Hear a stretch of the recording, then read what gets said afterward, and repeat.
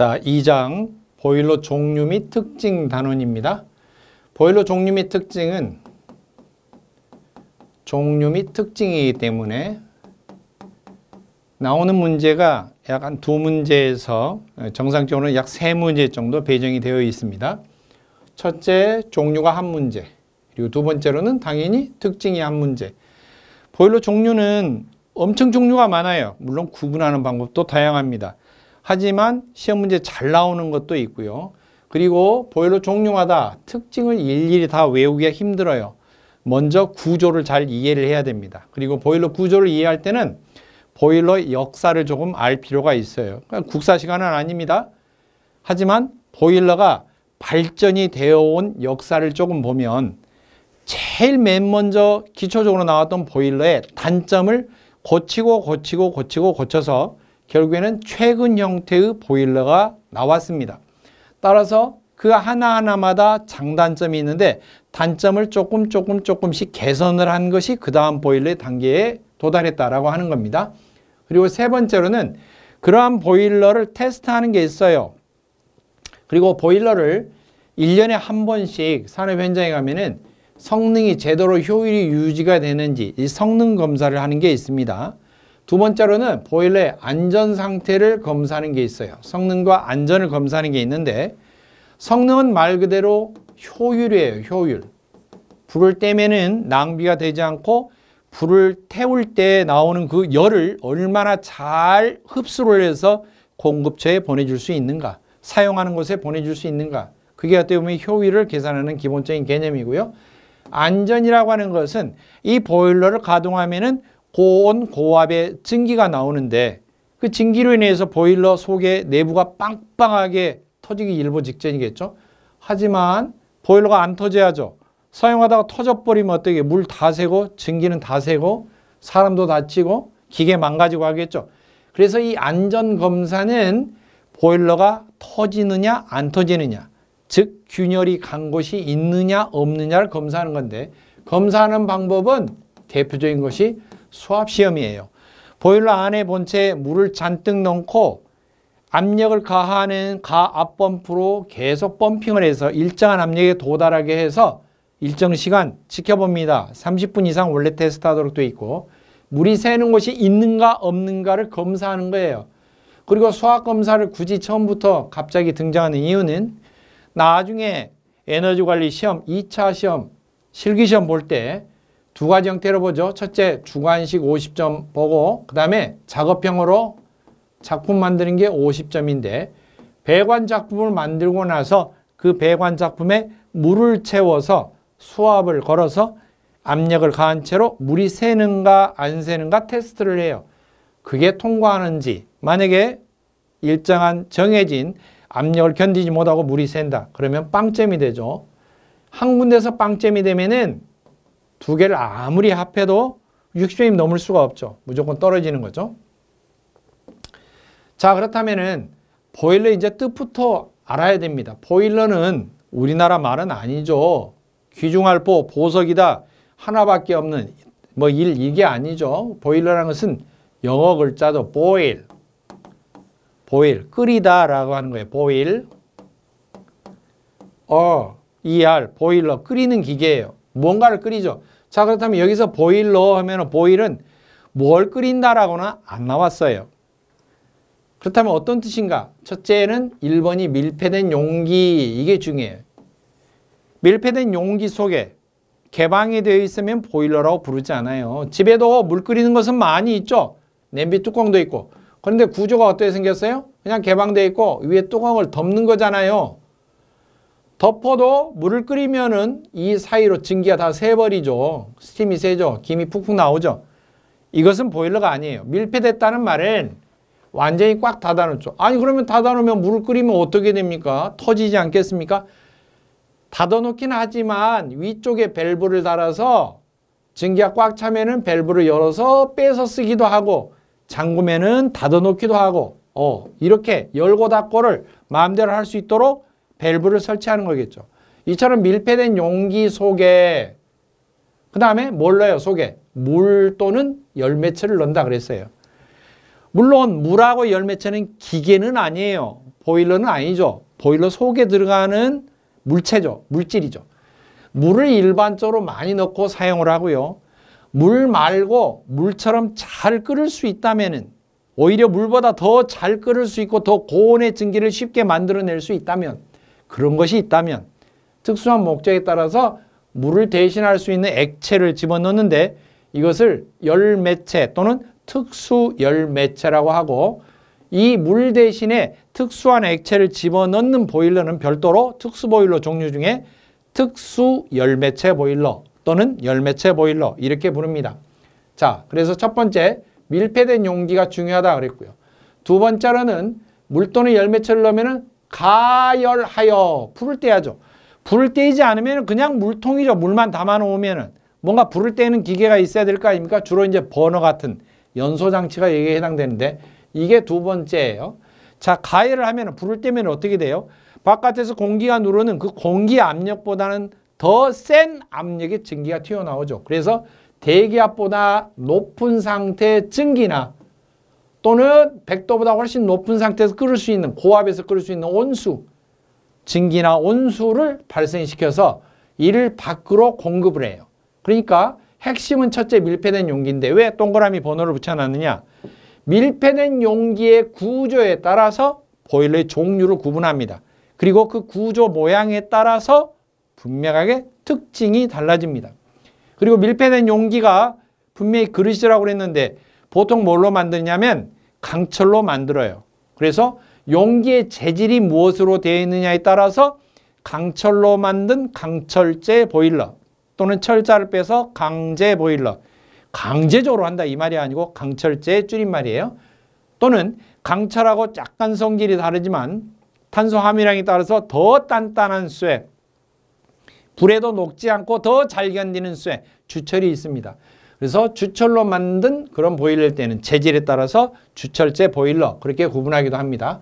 그 다음에 가열한다라고 하는 경우는 뭐냐면은 불을 떼는 장치이기 때문에 여러 가지 종류가 있겠죠. 버너도 있고 그 다음에 석탄을 떼는 장치도 있고 뭐 가스 떼는 버너, 그 다음에 기름을 떼는 버너 여러 가지 종류가 있습니다. 불 떼는 장치는 여러 가지가 있겠죠.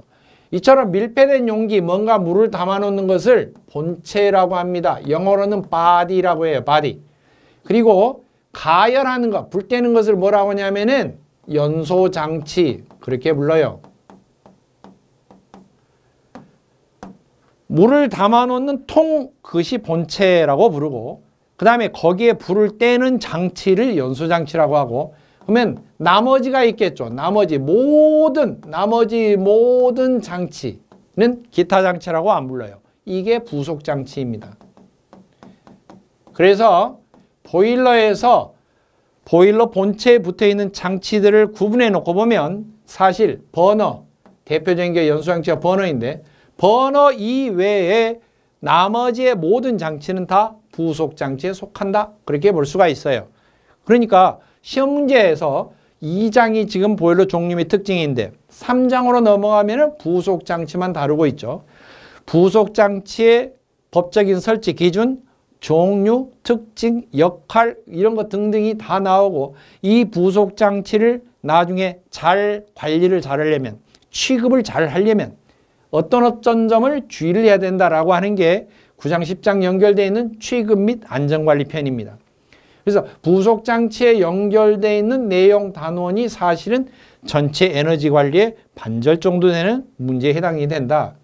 그 다음에 본체나 이런 부분만 딱 한정이 지어서 나오는 것이 바로 2장이에요. 종류 및 특징은 보일러 종류는 주로 본체만 가지고 주로 종류를 나누기 때문에 본체 모양에 따른 성질, 특징 이런 것을 2장에서 다루고 있고 연소장치는 이 책의 단원 가운데서 보일러 효율 및 연령산 다음 편에 보면 5장에 연료, 연소장치 그리고 통풍 집진장치 연료, 연소장치는 연소장치의 원료가 되는 불을 태우는 연료가 있겠죠. 연료의 종류와 연소장치 그리고 불을 태우고 나오면은 배기가스가 나오죠. 연기가 나오는데 그 연기를 밖으로 처리해주는 그런 것을 집진장치 그리고 연소할 때 필요한 공기를 집어넣고 그 다음에 연기도 뽑아내고 이게 전체적인 것을 바람이 통한다. 그래서 통풍장치라고 그러는데 한꺼번에 단어를 묶어서 5장에 연료, 연소장치, 통풍, 집진장치 이렇게 묶어져 있습니다.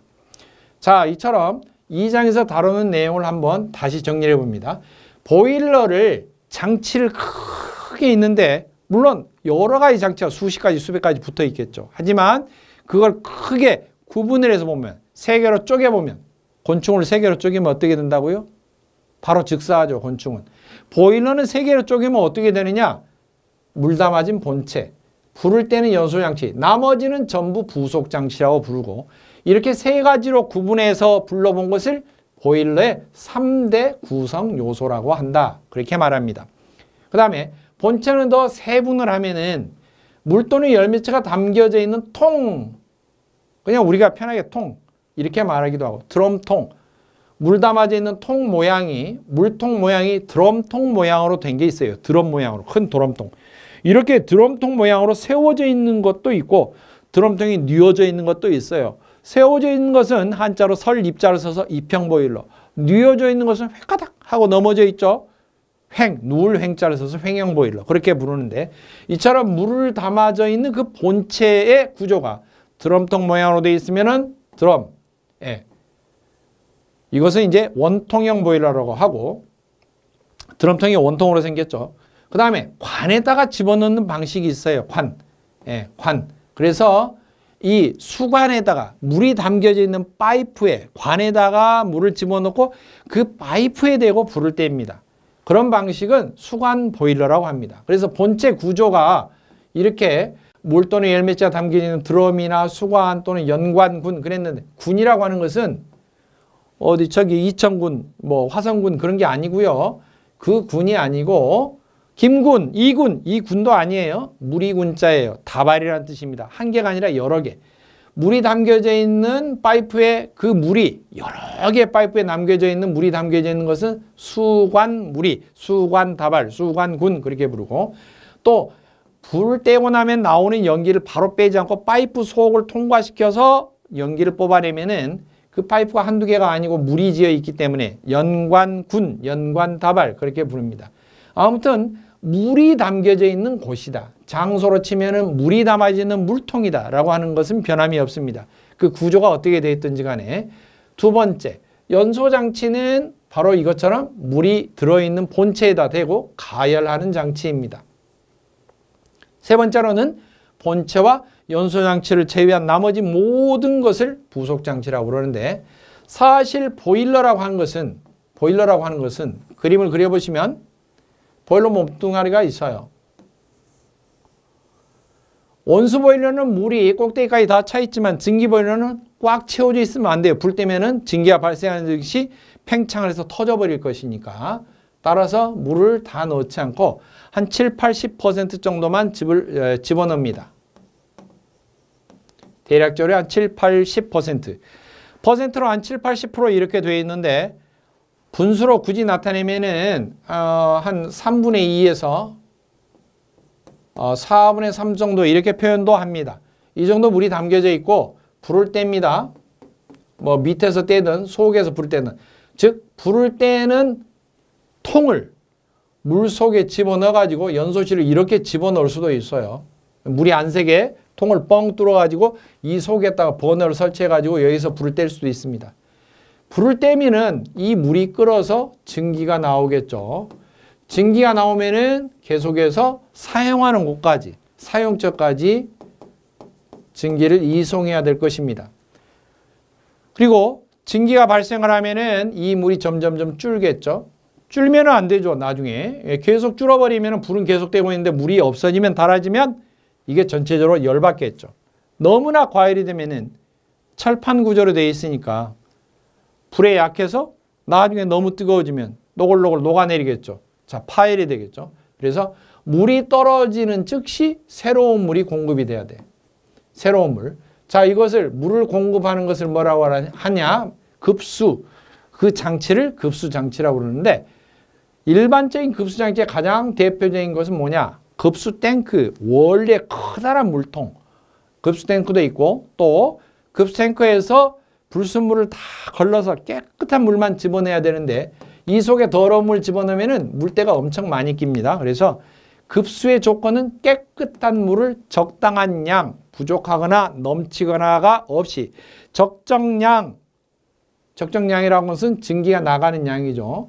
증기가 나가는 양에 그와 똑같은 상당하는 양을 부족함이 없이 잘 공급해야 돼요. 그게 급수장치의 의무입니다.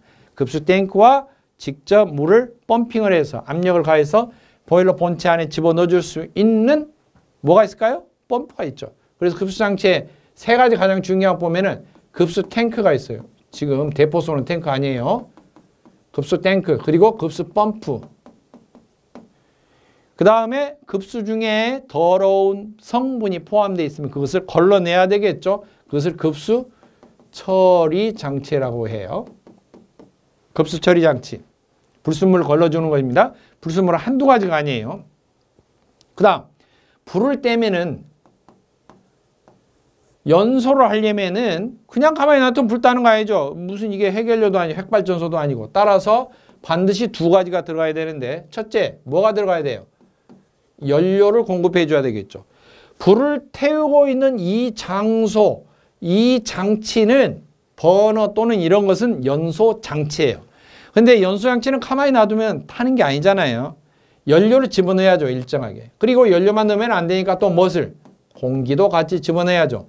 공기를 공급하는 장치, 송풍기나 이런 게 나중에 등장하겠죠. 연료를 공급하는 장치, 연료 탱크, 연료 펌프, 연료 필터 뭐 이런 것이 다 등장하겠죠. 불을 태우고 나면 연기가 나가겠죠. 연기가 나가겠죠. 배기가스라고 하는데 전문용어로 배기가스. 연기가 나가는데 그냥 굴뚝으로 뽑아내면은 주변에서 난리가 날 거예요. 공장지대 주변에서. 연기 새카맣다고 빨래 널어놓지도 못한다고. 그러면은 공장에서 뭐 이럴 거예요? 좀 아쉬운 사람이 건조기 사용하든지 말든지 옥상에다 놀지 말고 이렇게 할 수 없잖아요. 배기가스 중에 시커멓게 된 성분을 매연도 제거도 하고 또 재가 날리는 거 이런 것들도 다 흡수를 해서 연기가 너무 더럽지 않게 날아가게 처리를 해줘야 돼요. 연기 중에 배기가스 중에 먼지, 재가 되는 거, 그름, 검댕이 되는 거 이런 것을 처리를 해줘야 되는데 그런 것을 집진장치라고 합니다. 아무튼 배기가스를 처리해주는 장치가 있어야 돼요. 그리고 공기를 집어넣으려면 송풍기를 이쪽에서 집어넣기도 하지만 반대로 뽑아내는 쪽에서 송풍기로 빨아들여서 밖으로 배출할 수도 있어요. 송풍기 위치가 나중에 어떻게 되냐에 따라서 공기를 공급하는 방식, 즉 통풍 방식의 종류가 나눠집니다. 아무튼 보일러의 개념은 물을 잘 넣어야 돼요. 물은 뭐예요? 깨끗한 물이에요. 첫째. 불순물이 없다라고 하는 거예요. 지금 전문용어 사용하지 않습니다. 나중에 전문용어를 사용해서 여러분이 공부하셔야 돼요. 두 번째는 깨끗하고 뭘? 과부족이 없어야 돼요. 너무 과하거나 부족하면 안 돼요. 너무 지나치게 넣으면 물이 너무 많이 들으면 증기가 나가는 게 아니고 물이 나가겠죠. 그렇다 해서 너무 부족하면 어때요? 물이 떨어져서 모르고 그것도 모르고 계속 불 떼고 있으면 보일러가 녹아버리겠죠. 자, 급수의 원칙은 깨끗하고 과부작이 없이. 연료하고 공기는 뭐예요? 두 개의 비율이 잘 맞아야 돼요. 첫째는 비율이 잘 맞아야 돼요. 공기가 너무나 적으면은 매연이 많이 나와요. 공기가 부족하면. 공기가 너무 과하게 들어가면 어떻게 되느냐? 열이 나오는가 동시에 공기 자체는 사실 밖에서 들어가는 공기는 찬 공기죠. 이 연소실에서 불타는 것에 비해서 공기 온도가 높아봤자 얼마나 높겠어요? 찬 공기죠. 그런데 차디찬 생 공기만 너무 많이 들어가면 연소실이 식어버려요. 불이 안 타는 건 아닌데 매연이 나오는 건 아닌데 이게 오히려 식어버린다. 차갑게 식어버려요.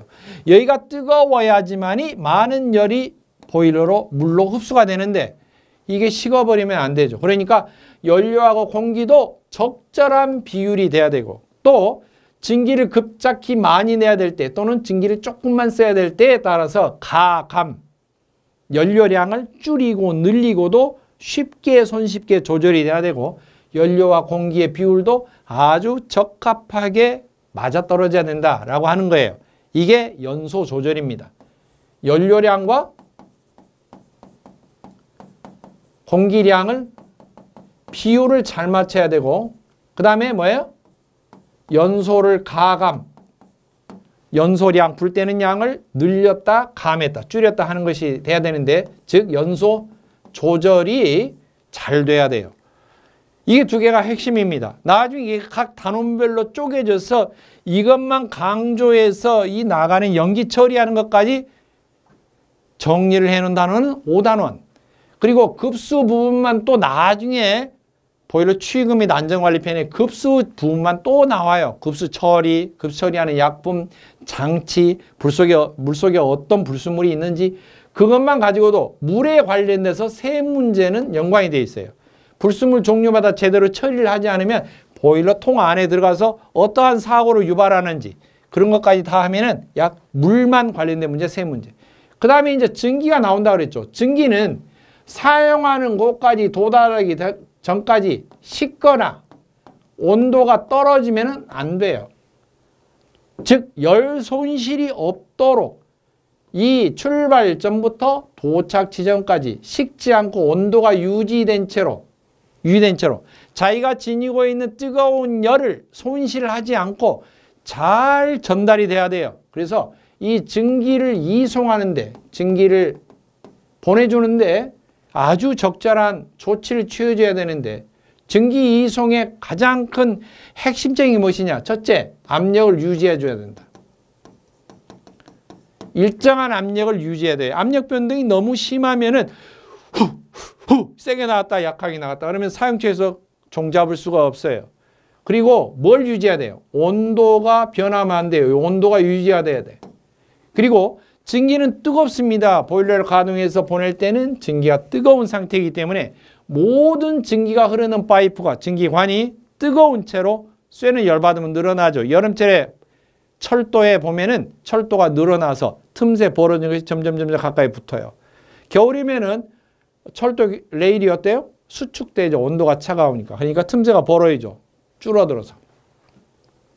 이처럼 중간중간에 증기가 뜨겁게 흐르고 있는 동안에 증기관이 팽창을 하고 보일러 가동을 중지하거나 보일러 밸브를 잠그면은 증기가 통하지 않아서 전체적으로 식게 되는데 이러면은 늘었다 줄었다 하기 때문에 이것도 흡수를 해줘야 돼요.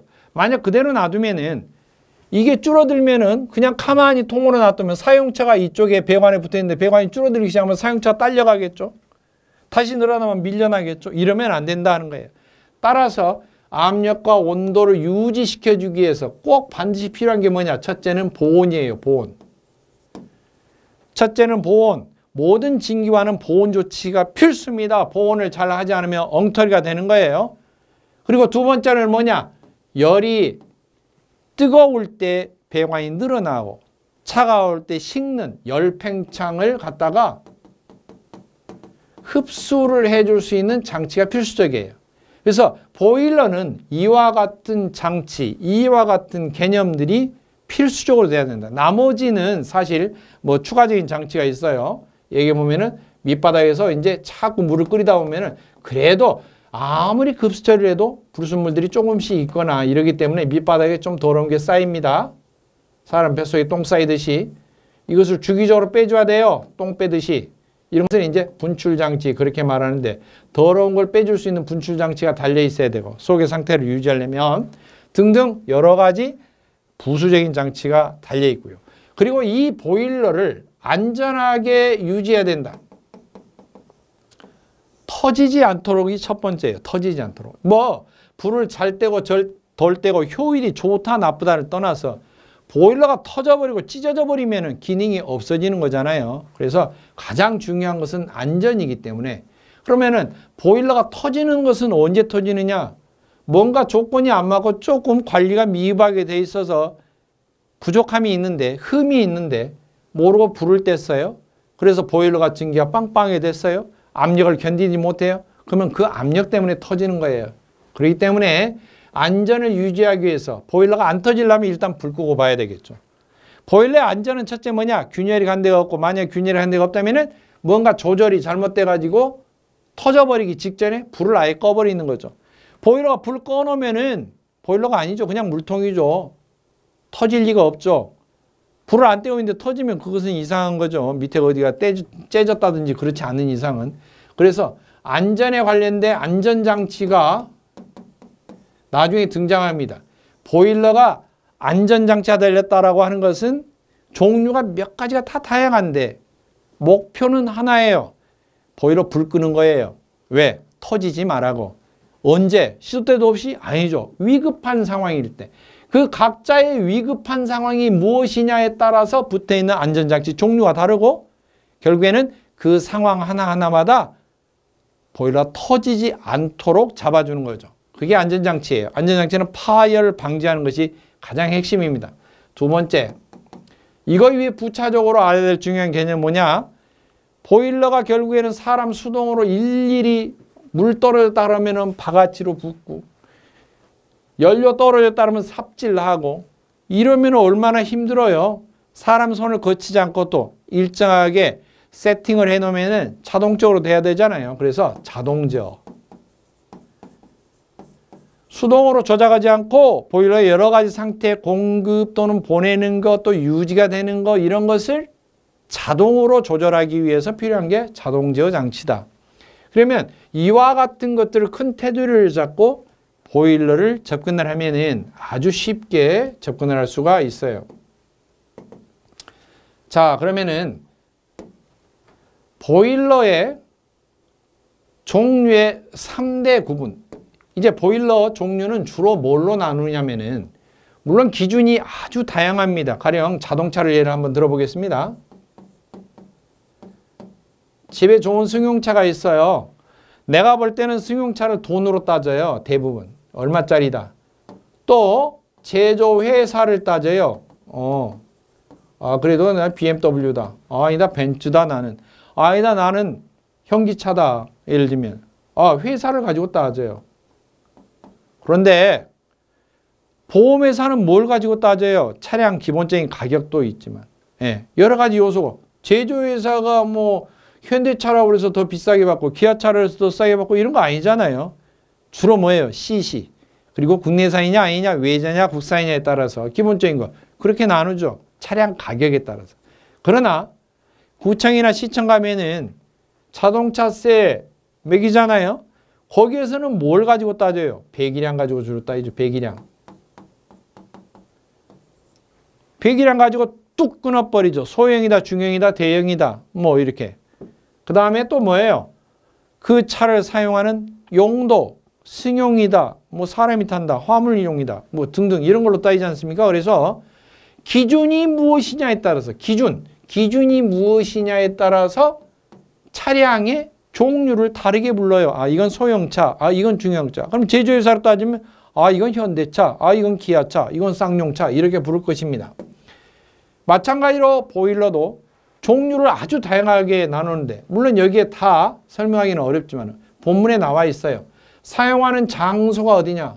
보일러를 어디서 써요? 공장에 쓰지. 그렇게 말하는 게 아니고 유경은 고기 용도가 아니에요. 육지에서 사용한다. 그러면은 배도 있다. 보일러 기관실에 보면은 배도 있다. 기관실에 보일러, 냉동기, 그 다음에 발전기. 이건 기본이죠. 즉 동력을 생산하는 게 있고 그 다음에 그거로 인해서 전기를 생산하는 게 있고 발전기도 있죠. 이처럼 배에 집어넣고 사용되는 보일러는 선박용 줄여서 박용이라고도 해요. 박용이라서 저처럼 박씨가 사용하는 건 아닙니다. 유경이냐 박용이냐 이렇게 나누고 그 다음에 동의 축심, 동 드럼통이라고 써요. 축심, 축 방향이 세워져 있으면 이평, 뉘어져 있으면 횡형, 이평 횡형으로 나누기도 하고 여기 나오는 노라고 하는 것은 연소실을 한자로 노라고 합니다. 화로, 불뗄로, 화로로예요. 불뗄로. 불때는 연소실의 위치가 어디에 들어있느냐에 따라서 내분식, 외분식인데 여기 분식은 중국집이다. 밀가루 음식 그 분식 가루 분자가 아니에요. 나무 목자를 2개를 표기를 하고 스플림이죠. 밑에 불을 지펴요. 나무를 가지런히 해서. 불을 떼면 불이 잘 타겠죠. 이처럼. 나무를 얽히설키가 아니고 가지런히 정돈해서 불을 떼면 불이 탑니다. 이 분자가 한자로 불뗄 분자예요.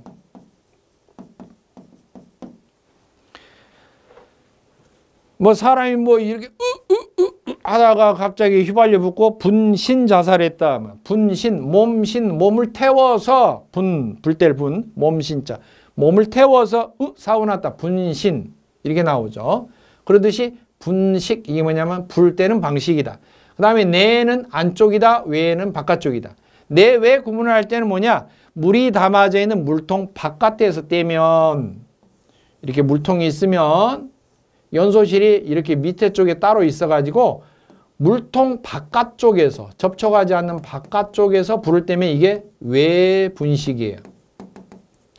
그런데 이게 아니고 보일러 몸뚱아리가 있다. 그런데 물이 담아졌는데 이 물통 속을 빵 뚫어요. 조그만 또 드럼통을 집어넣어. 그래 놓고 이 속에다 불을 떼요. 물통 속에서 불을 떼요. 이렇게 되면은 안에서 불을 떼니까 내분식 그렇게 불러요. 자, 이와 같이 노의 위치, 연소실 위치에 따라서 내분식, 외분식으로 나누고 그 다음에 사용 형식, 사용 형식은 사실 본체의 구조를 뜻합니다. 본체 구조. 본체의 모양 자체가 어떻게 생겼느냐? 둥그렇게 생겼느냐? 원통형, 즉 드럼통에다가 물을 넣고 사용하느냐? 또는 파이프에다가 물을 집어넣고 그 파이프를 대고 가열을 하느냐에 따라서 파이프에 물을 집어넣으면 수관식이라고 합니다. 둥근형, 원통형 또는 같은 말입니다. 그 다음에 수관형 이 두 가지를 구분하는데 지금 보일러 종류의 나중에 특징을 구분할 때는 사용 형식, 원통형이냐 수관형이냐 그 다음에 연소실 위치, 내분식이냐 외분식이냐에 따라서 이 두 가지의 구분에 따라서 특징이 확 달라집니다. 이거 위에도 일반적으로 다 종합을 해보면은 보일러를 구조나 용도나 사용하는 모양이나 이런 걸로 나눠보면 이평, 노통, 연관, 노통연관, 복합보일러, 수관보일러, 관류보일러, 특수보일러 등으로 세분화한다라고 되어 있습니다. 자, 그렇다면은 보일러의 역사를 알면 이해하기가 쉽다 그랬는데요. 보일러의 역사를 한번 보겠습니다. 자, 2000년 전에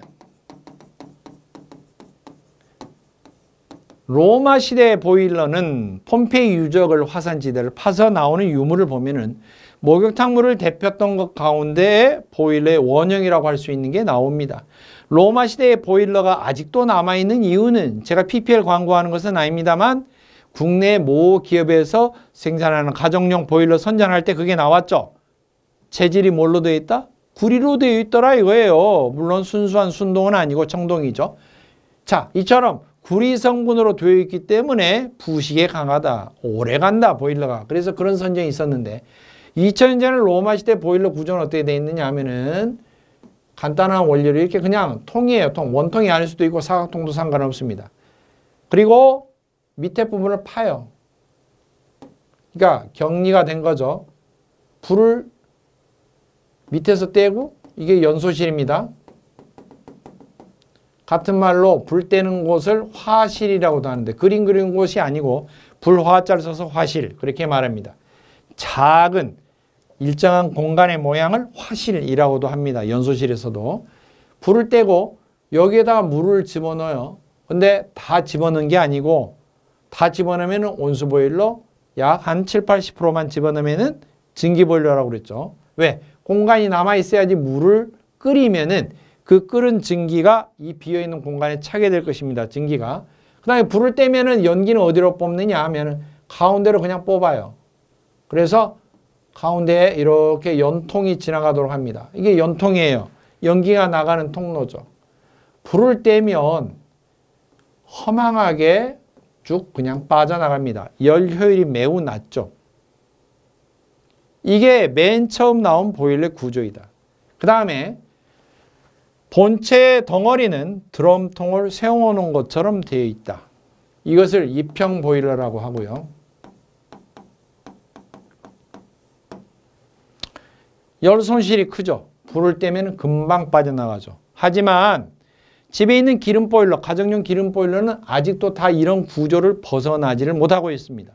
다 이런 구조예요. 밑에가 연소실에 이제 뭐가 달려있을 뿐이죠. 버너가 달려있을 뿐이고 버너에서 연결되어 있는 연통이 수직으로 되어 있어서 바로 주름통 모양으로 되어 있는 주름관형이 달려있고 연통이 달려있고 그냥 불도 뽑아내는 형태로만 되어 있죠.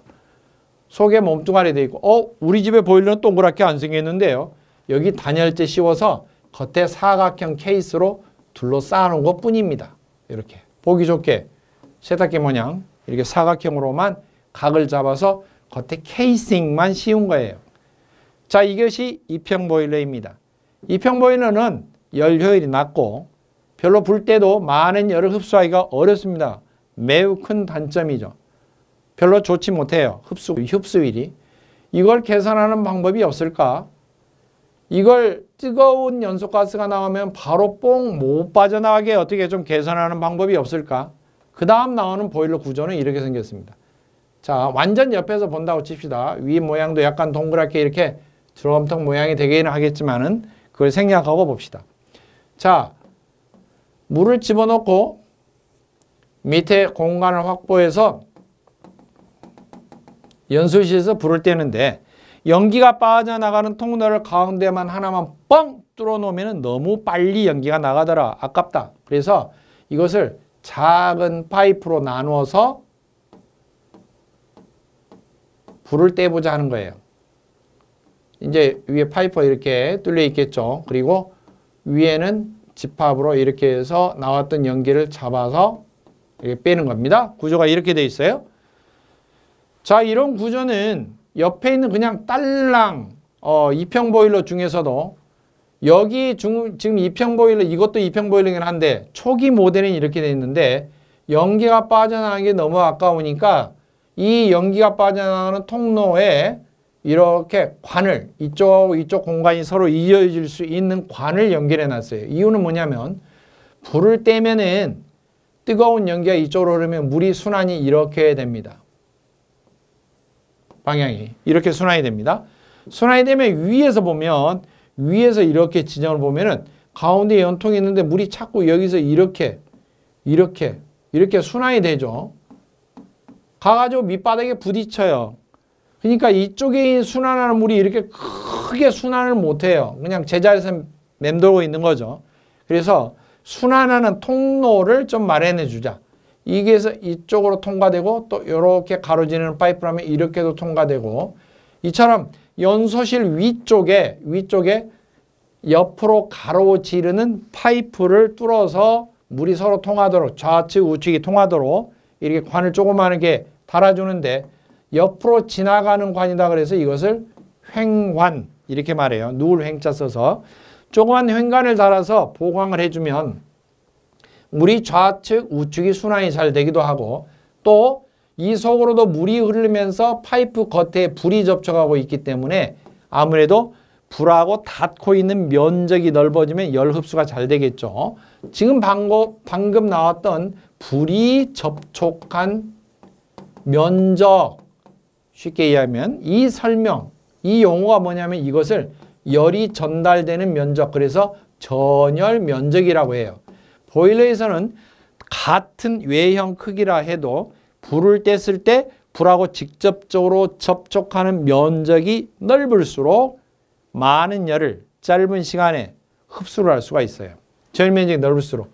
그래서 횡관을 설치하면은 좌측 우측 물순환도 도움이 되고 그 다음에 불이 접촉하는 전열 면적도 약간 증가하는 효과도 있고 그 다음에 연소실 상부 위쪽에 이처럼 버팀쇠가 들어가 있는 것처럼 이렇게 버팀쇠 모양이기 때문에 강도가 보강되어서 이게 찌그러지거나 까랑거나 이런 게 드물어진다. 즉 연소실 상부의 강도를 보강하는 용도로도 장점을 살릴 수가 있어요. 하지만 아무리 그렇다 해도 가운데로 연기가 너무나 빨리 빠져나가기 때문에 효율이 매우 떨어진다. 열을 100 냈으면은 100에 가깝게 흡수가 돼야 되는데 빠져나가는 열이 너무나 많다, 손실이. 그래서 구조가 이렇게 바뀌었다.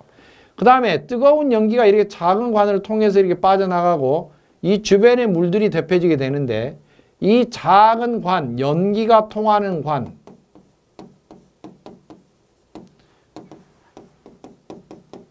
연기가 통하는 관을 뭐라고 하냐? 연관이라고 해요. 연관.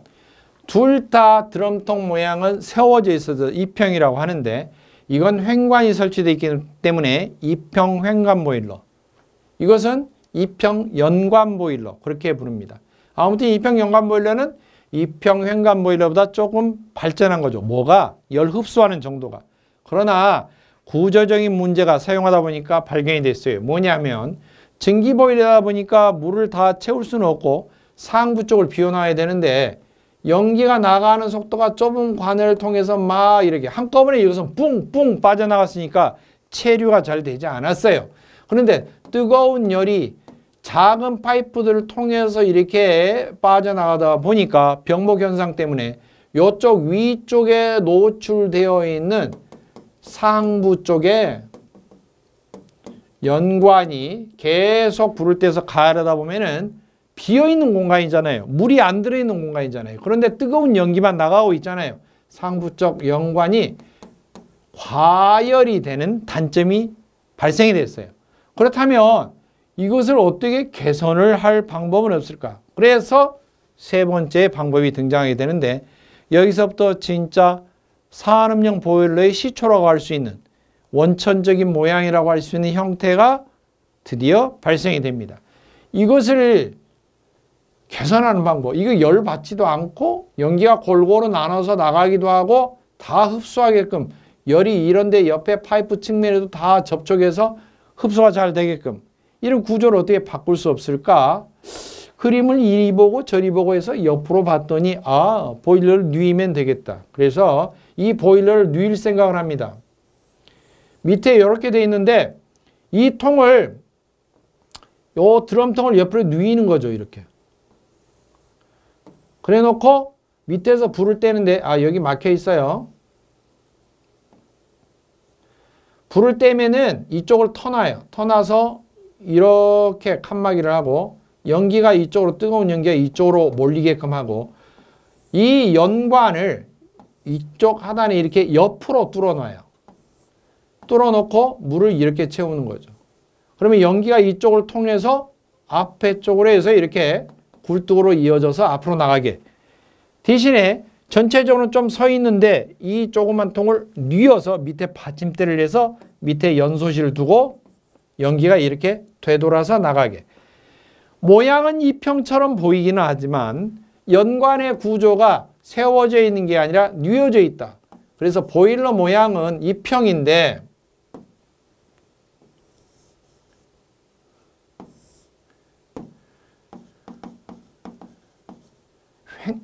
연관 자체가 옆으로 뉘어져 있다. 그래서 이평 횡연관 보일러라고 합니다. 이 위쪽에 두 번째 그러면 그냥 이평이고 그냥 연관이에요. 이평 연관 보일러 이렇게 말하는데 이 밑에 쪽에 있는 것은 횡자가 하나 더 들어가요. 이평 횡연관 보일러. 그리고 이것을 개발을 해서 상업적으로 공도 많이 하고 또 초기 모델인 산업용 보일러에 사용하게끔 이걸 개발했던 제작사, 이게 뭐냐? 코크란이에요. 코크란 그 사람이. 코크란. 코크라니까 한국 사람은 아니겠죠. 코크란. 코란이 아니고 코크란이에요. 코크란이라는 사람이 개발했어. 그래서 이 보일러 이름을 코크란 보일러라고도 하고 이평횡연관 보일러라고도 합니다. 이평횡연관 보일러. 이 코크란 보일러 특징은 뭐냐? 다른 이평 보일러처럼 밑바닥의 설치 면적이 좁아요. 설치 면적 좁다. 설치 면적이 좁다. 설치 면적이 좁다라고 하는 것은 좁은 공간에도 설치가 가능하다라고 하는 장점이 있어요. 그리고 연관이 과열되지가 않아요. 열받지를 않아. 그러면서도 불을 떼면은 연관 사이사이로 연기가 뜨거운 연기가 흘러가면서 열을 많이 전달해 줍니다. 전열 면적이 넓어요. 그러다 보니까 크기에 비해서 증기가 빨리빨리 나오는 좋은 점이 있더라. 무엇에 비해? 크기에 비해서. 옛날에 거의 같은 구조에 같은 면적을 차지했던 것들 이평횡연관 보일러, 이평연관 보일러에 비하면은 성능이 훨씬 개선됐다고 볼 수가 있어요. 덩치는 조그만데 열도 좋지. 열도 잘 빨아들이지. 증기 발생도 잘 되지. 그러니까 좁은 곳에서 다량의 증기를 만들어내야 될 필요성이 있는 곳 어디냐? 선박용. 배 밑바닥이 마냥 넓은 건 아니잖아요.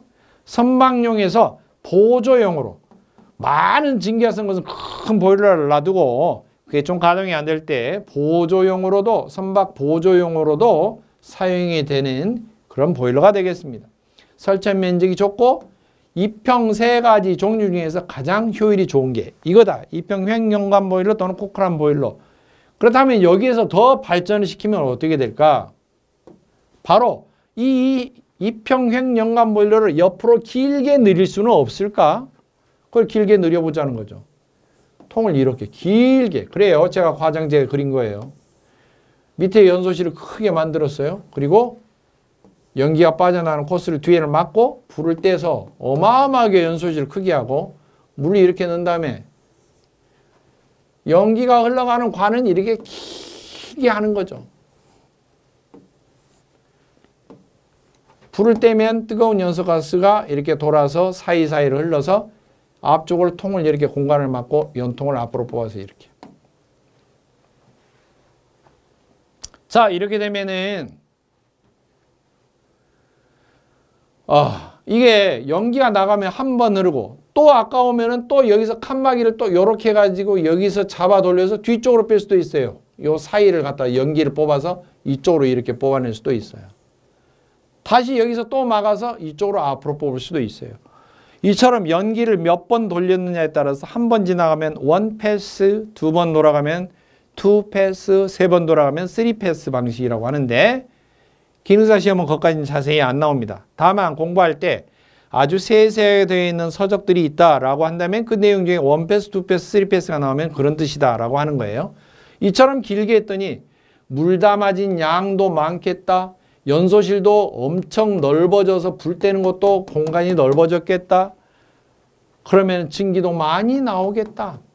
증기가 많이 나오면은 많은 양의 증기를 사용할 수가 있겠다. 증기 나오는 양이 증기량이 많아지겠다 이거예요. 제가 갑자기 증기량을 이야기한 이유는 보일러의 용량, 어떤 기계 같은 게 할 수 있는 능력치, 동력에 가까운 개념이죠. 보일러의 용량 표시는 일반적으로 증기 보일러를 기준으로 한다면 1시간당 발생하는 증기의 양으로 보일러 용량을 이야기합니다. 왜? 증기가 많이 나오면은 많은 증기를 사용할 수가 있어요. 실제로 이걸 사용하는 거죠. 지금 담아져 있는 물통의 크기가 중요한 게 아니에요. 얼마나 증기가 팍팍 잘 나오느냐 이게 문제이죠. 그리고 또 하나 물이 달아지면 어차피 이 보일러 본체에다가 물을 자동으로 집어넣을 수 있는 급수장치가 연결되어 있기 때문에 수면 높이를 감지를 해서 물이 일정한 밑으로 수위가 떨어지면 물높이가 떨어지면 펌프가 자동으로 돌아서 물을 자동으로 채워줍니다. 그러니까 물 떨어질 염려는 없기 때문에 거의 일정한 수위가 유지가 되면서 불을 떼면 시간당 증기가 얼마나 많이 나오느냐 이것을 갖다가 실제로 사용을 하기 때문에 보일러 용량은 이걸 기준으로 한다. 몸뚱아리 크기를 가지고 보일러 용량을 표시하지는 않는다라고 하는 것입니다. 자, 그런데 이것은 한번 살펴볼 필요가 있어요. 물이 담아져 있는 물통 바깥쪽에서 불을 떼는 방식입니다. 연소실의 위치가 물통과 따로 떨어져 있어요. 물통 바깥쪽이죠. 그래서 이걸 정면으로 보면 드럼통이 정면에 동그랗게 보이는데 밑에 하단에 연소실이 이렇게 크게 자리 잡고 있고 연소실 위쪽으로 이쪽에 뭐 내화벽돌이나 구조물을 쌓고 이쪽에 연소실에서 불을 떼고 버너든지 또는 석탄을 떼는 화격자든지 이런 걸 두고 불을 떼고 위에서 물을 끓이는 방식이죠. 자, 그렇다면 이렇게 돼 있다면은 열이라고 하는 것은요. 어디에서 흐른다고? 위로만 향한다고 로켓 마냥? 아니죠. 뜨거운 데서 찬 쪽으로 이동해요. 연소실이 물론 뜨겁기 때문에 물이 차갑기 때문에 이렇게 찬 쪽으로 이동하죠. 하지만 물만 있는 게 아니죠. 연소실 바깥에 뭐가 있어요? 공기가 있겠죠. 기계실 같으면은 기계실 실내 공기가 있겠죠. 공기도 차잖아요. 무엇에 비해서? 연소실에 비해서. 그러니까 연소실에서 나오는 열이 물 쪽으로만 가는 것도 아니고 공기 쪽으로 실내에 기계실 바깥쪽으로 이렇게 빠져나가고요. 사실 여기서 뜨거운 불을 떼면은 이 발생하는 열은 상하 좌우 가리지 않고 주변으로 퍼져버립니다. 따라서 외분식의 최고 단점이 뭐냐? 연소실에서 발생하는 열이 일부분의 물이 있는 통으로 향하는 그 방향의 열만 잘 흡수가 되고 나머지 방향으로는 흩어져서 빠져나간다. 흩어져서 빠져나간다. 자, 한자로 이걸 보고 뭐라고 하냐. 연소실 벽으로 흩어져서 빠져나간다.